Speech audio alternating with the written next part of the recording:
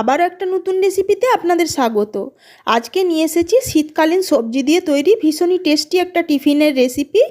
এখানে আমি শীতকালীন কিছু সবজি সেগুলো একদম মিহি করে কুচিয়ে নেব, যেমন গাজর, বিনস, তারপরে টমেটো, পেঁয়াজ, কাঁচা লঙ্কা, মটরশুঁটি। এবার রান্নাটা করার জন্য গ্যাসে তেল গরম করে দুটো ডিম নুন দিয়ে ফেটিয়ে সেটা ভালোভাবে ভুজিয়া তৈরি করে নেব। ভুজিয়াটা হয়ে গেলে আলাদা পাত্রে তুলে নেব। আবারও কড়াইয়ের মধ্যে তেল গরম করে এর মধ্যে পেঁয়াজটা দিয়ে হালকা ভেজে নেব। পেঁয়াজটা ভাজা হয়ে গেলে এবার একে একে সমস্ত সবজিগুলো, যেমন টমেটো, কাঁচা লঙ্কা, গাজর, বিনস, মটরশুঁটি সমস্ত দিয়ে ভালো করে নেড়ে চেড়ে পরিমাণ মতো নুন দিয়ে ভালোভাবে মিশিয়ে একটা ঢাকা দিয়ে সবজিগুলো সেদ্ধ হতে দেব।